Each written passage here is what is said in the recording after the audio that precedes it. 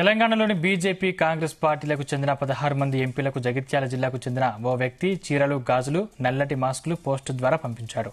కేంద్రం బడ్జెట్ కేటాయింపుల్లో రాష్ట్రానికి అన్యాయం చేసిందని ఆరోపిస్తూ ఇబ్రహీంపట్నం మండలం ఎర్దండి గ్రామ బీఆర్ఎస్ లీడర్ శేఖర్ చీరలు గాజులు పంపినట్లు తెలిపారు. జాతీయ పార్టీలకు చెందిన 16 మంది ఎంపీలు ఉండి బడ్జెట్ కేటాయింపుల్లో రాష్ట్రానికి అన్యాయం జరిగితే కనీసం ప్రశ్నించలేకపోయారని ఆగ్రహం వ్యక్తం చేశారు. ప్రాంతీయ పార్టీల నుండి ఎంపీలుగా ఉన్న పొరుగు రాష్ట్రాలకు వేల కోట్ల బడ్జెట్ కేటాయించారని, కానీ తెలంగాణ పేరు కూడా ప్రస్తావించలేదని విమర్శలు చేశారు.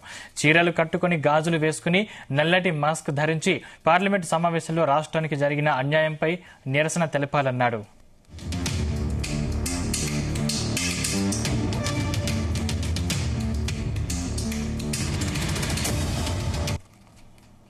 భారతదేశ బడ్జెట్ని అమలు చేయడం జరిగింది నిన్న. ఆ బడ్జెట్ చూస్తే మన తెలంగాణ రాష్ట్ర ప్రజలు సిగ్గుతో తల దించుకోవాల్సిన పరిస్థితి. ఎందుకంటే పక్క రాష్ట్రమైన ఆంధ్రప్రదేశ్లోనే 16 మందిని ఎంపీలను గెలిపించుకున్న చంద్రబాబు నాయుడుకు 15,000 కోట్ల పైగా నిధులు మంజూరు చేశారు.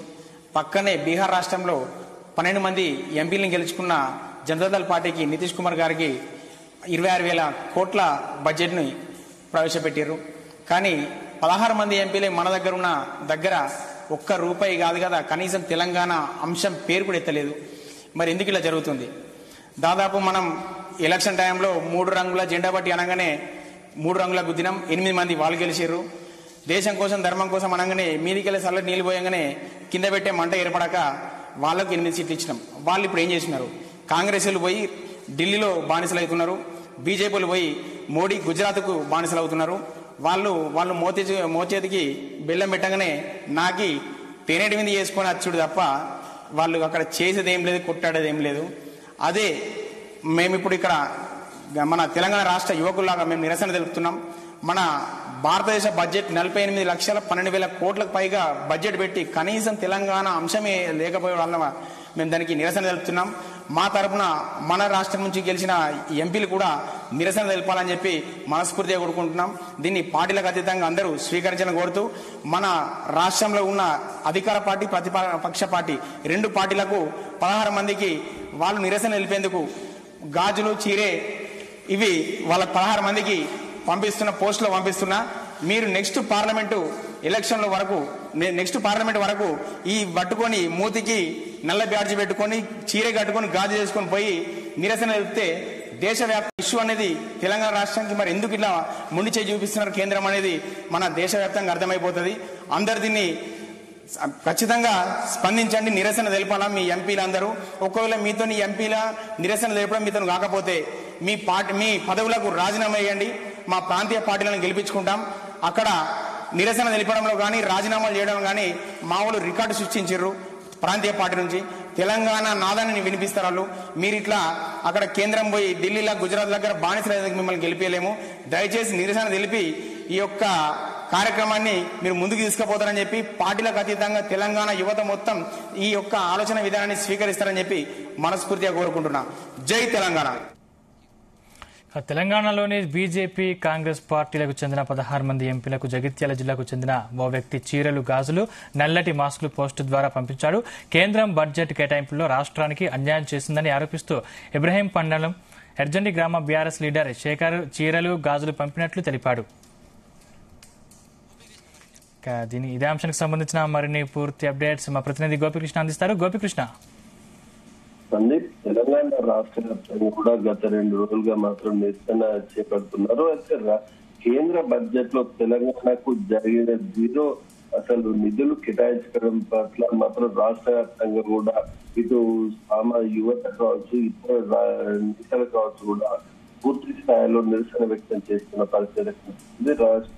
తెలంగాణ రాష్ట్రానికి కేంద్ర ప్రభుత్వం నిధులు కేటాయించకపోవడంతో మాత్రం జగిత్యాల జిల్లాకు చెందిన ఓ వ్యక్తి మాత్రం చీరలు గాజులను సంబంధించిన తెలంగాణ ప్రాంతంలోని ఇటు జాతీయ పార్టీలైన బీజేపీ కాంగ్రెస్ పార్టీలకు సంబంధించిన ఎంపీలకు మాత్రం పంపించడం జరిగింది. అయితే పూర్తి స్థాయిలో తెలంగాణ రాష్ట్రంలో మాత్రం ప్రాంతీయ పార్టీని కాదంటూ కూడా ఇటు జాతీయ పార్టీలతో జాతీయ పార్టీలను గెలుపొందించిన తెలంగాణ ప్రజలకు మాత్రం రాష్ట్ర నాయకులు మాత్రం ఎలాంటి నిరసన వ్యక్తం చేయకపోవడం పట్ల మాత్రం ఆగ్రహం వ్యక్తం చేస్తున్నట్టు కూడా తెలిసింది. అయితే ఇబ్రాహీంపట్నం మండలం ఎడ్డగిరి గ్రామానికి చెందిన శేఖర్ ఇటు బీఆర్ఎస్ నేతగా ఉన్నాడు. అయితే ప్రాంతీయ పార్టీలకు కాదని ఇటు జాతీయ పార్టీలకు గెలుపొందించగా ఇటు కేంద్ర ప్రభుత్వం కూడా నిధులు కేటాయించకపోవడంపై దానిపై ఏ విధంగా కూడా స్పష్టంగా మాట్లాడడం లేదంటూ కూడా ఈ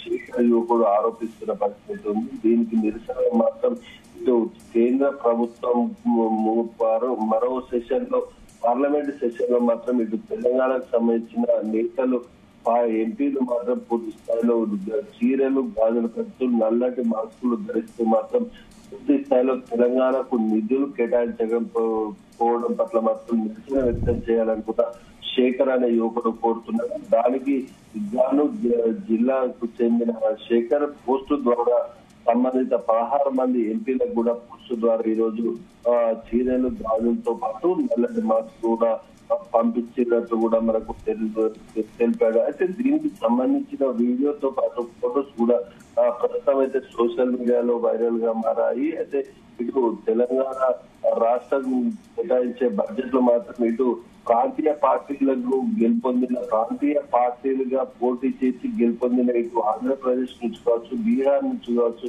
వారికి మాత్రం పూర్తి స్థాయిలో 1000 కోట్లు కేటాయించిన కేంద్ర ప్రభుత్వం ఇటు తెలంగాణ రాష్ట్రంలో జాతీయ పార్టీలను నమ్మకంతో గెలుపొందగా కనీస రూపాయలు కూడా కేటాయించకపోవడం పట్ల మాత్రం ఆగ్రహం వ్యక్తం చేస్తున్నట్టు కూడా పేర్కొన్నారు.